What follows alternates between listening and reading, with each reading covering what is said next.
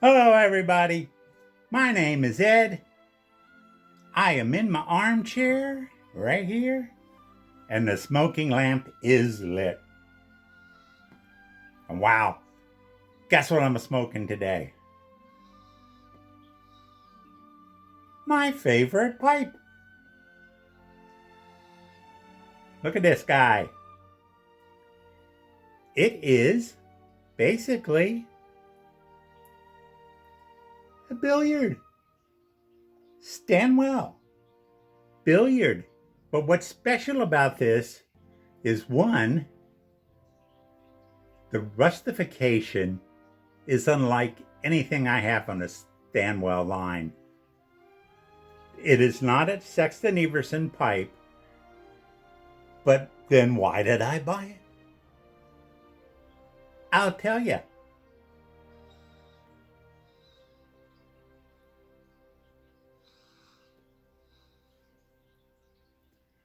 I don't know if you can see it, but right under here, it is a sailor pipe. That's what all it has on it. No number.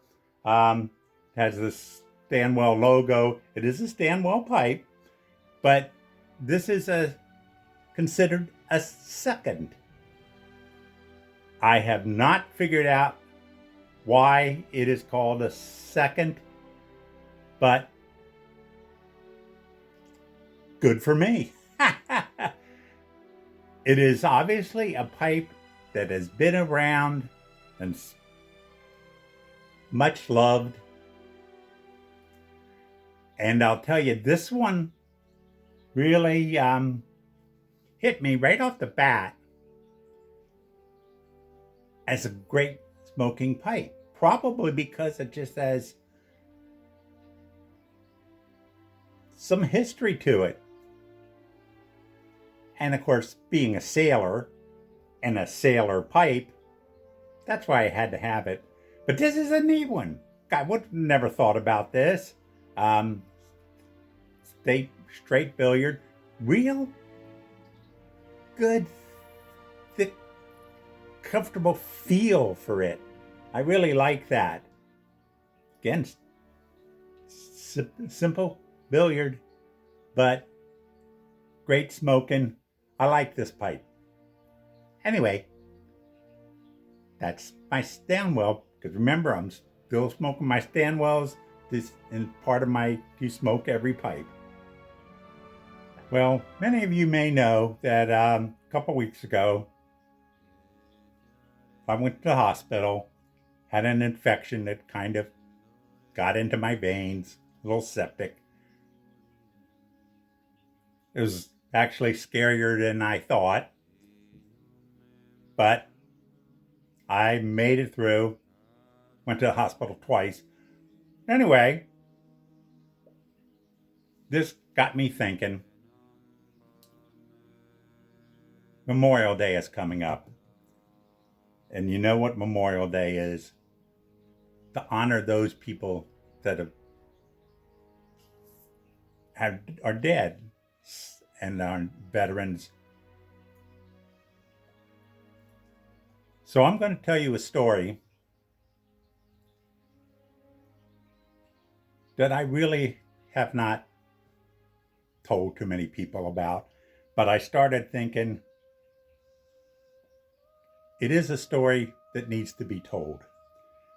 This is the one part of my Navy career that, yes, we had some people die on this day on my ship. This is why I actually had real troubles first time ever in Washington, D.C. and saw the Vietnam Memorial. I couldn't go down there the first time. It was a few years later when I went again that I could actually go down.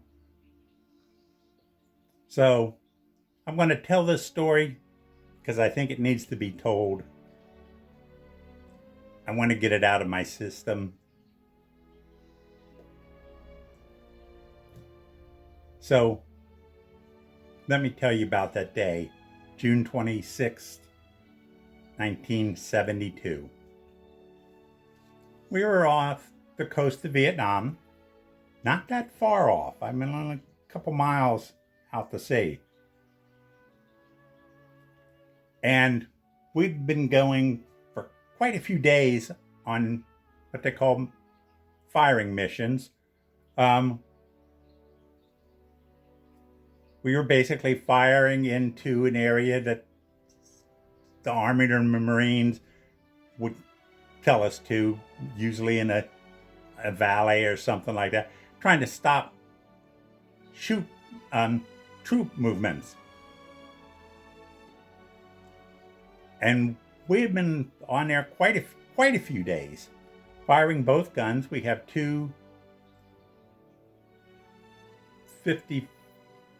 50 or 5-inch 54s, as they call them, front and back of the ship. Well, about 2 days before this happened, the aft ship furthest back jammed up. We got a chief gunnery officer was brought onto our ship to try and fix this. But we were still having firing missions. And on this day, we had an all-hands working party because the forward gun was firing constantly. And so we were getting the ammunition from the back, bring to the front. So we just literally had going to main all the way through our ship. All of the crew members that weren't on actual duty moving powder and projectiles to the front. We wanted to get them up there. Since we only had the one gun that can fire, I was about in the midships, as they call it, in a hallway, and we're just passing ammunition back, towards the front. When all of a sudden, they told us to stop. So the whole thing was stopped. And we were just there for, I really don't know how long. But, no movement. Nobody could go anywhere. And all of a sudden, we heard general quarters. Like, what the heck is going on? We knew that we had stopped passing ammo because something had happened with the gun. It wasn't firing. When we heard the general quarters, I was right by a ladder. I went up one deck, going across the ASROC deck to get to the signal bridge, which is my duty station. And as going across, I saw bits of glass and stuff. Didn't dawn on me what this was at the time. I went up 2 decks on the back ladders to get to the signal bridge. Got up to the signal bridge, and that's when I heard that the gun mount had blown up.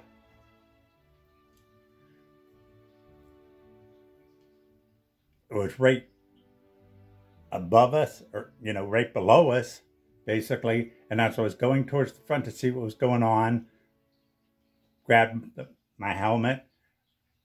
But as I was going up to the front, and I saw it just about the same time, another guy, Larry, saw the man overboard.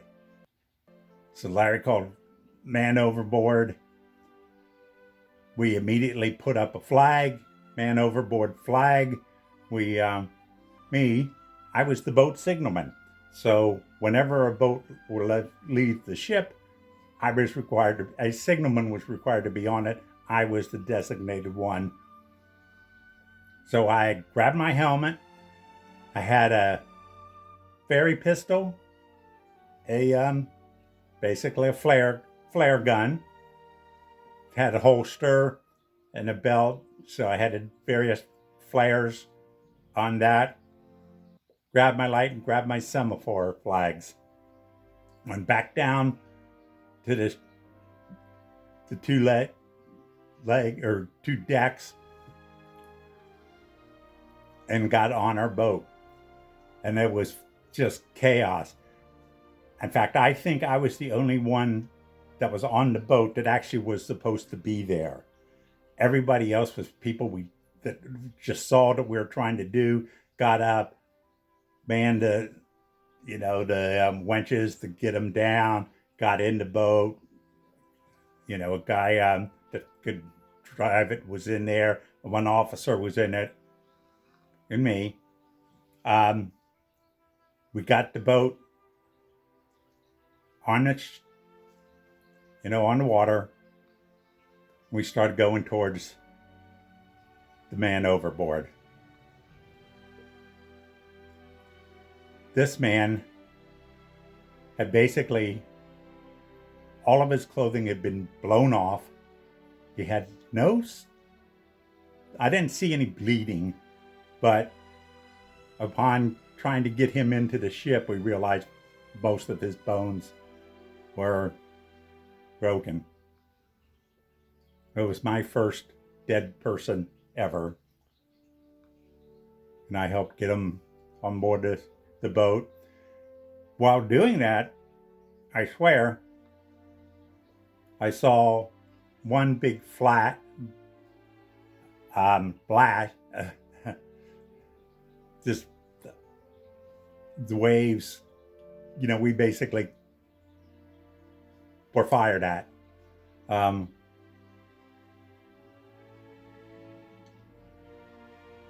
No idea what's going on now.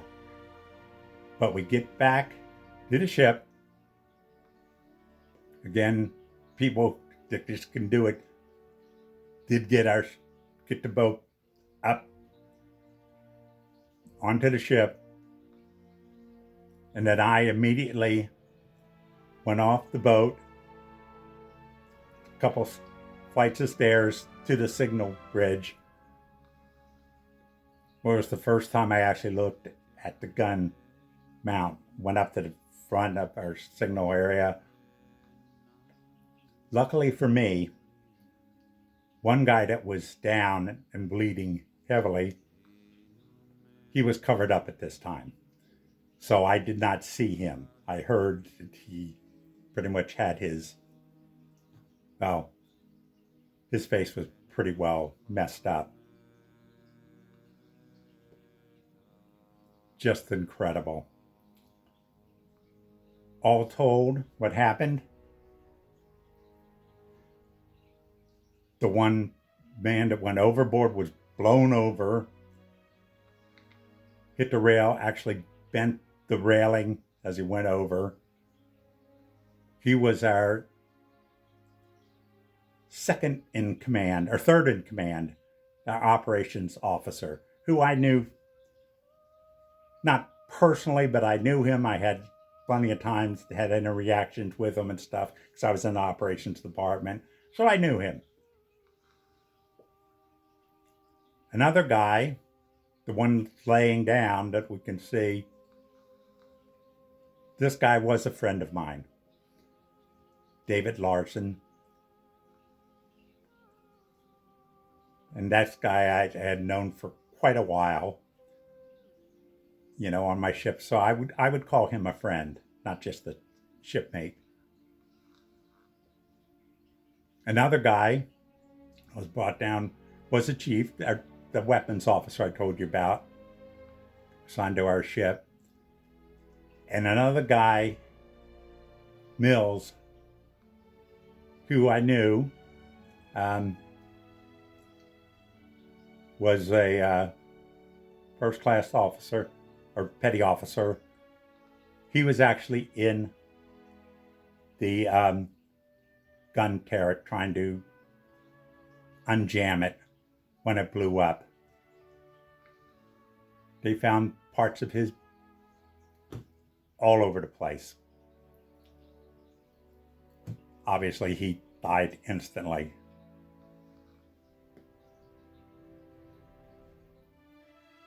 The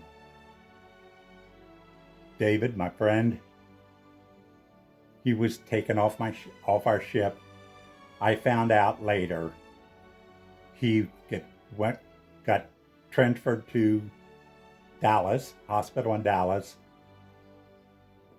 and he did live about 2 months after that before he passed away.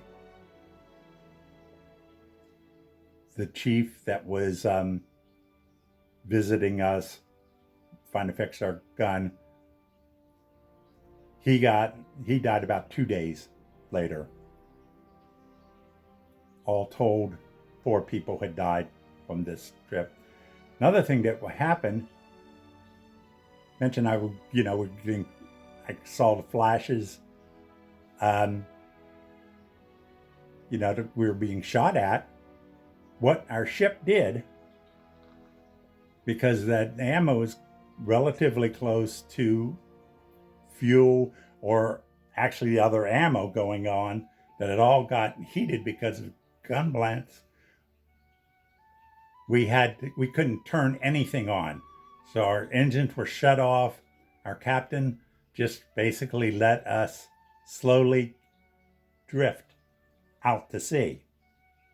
We had no power, no nothing. And we wanted to get to sea. And we were being, yes, shot at. It had all been quiet as far as the people on shore were. But obviously there were people there, and they just saw we were in distress, took shots at us.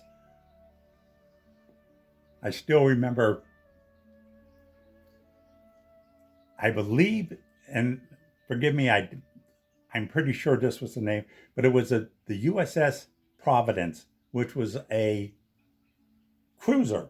So a little bit smaller than the battleship, but quite big. And they actually got, now remember, we started out only probably about 2 miles out the sea.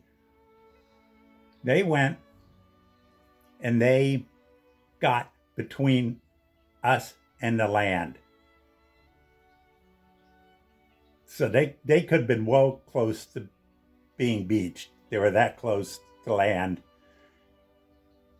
They radioed everybody, anybody on the ground, to just duck, do not move. They were going to fire at anything that moved. And they had they have 9 guns, the 3 different turrets, other shorter guns. I can still remember them all firing at us as we were drifting away. They got between us and the land and were just firing at anything that moved. Just incredible. So we let ourselves drift out to sea. Eventually, we were able to turn on our engines once we knew everything was safe. Everything had cooled down, if you will. All this ammo was completely, the whole through the inside of the ship, all of that ammo that was being transported up was just laying there. Because everybody went to their duty stations. We then eventually did get towed to Da Nang Harbor. Incredible day. A little footnote on this, might be a little selfish on my part. The signalmen are in charge of honors and ceremonies. When a ship is out at sea, it has a ship a flag on the highest part of the masthead that they could get. That's where the flag of of a U.S. ship goes.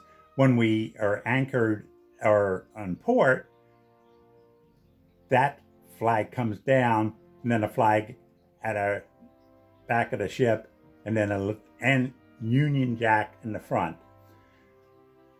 So it was maybe the next day when we finally got into Da Nang, anchored, and as part of our thing, it's taking down the flag from the masthead.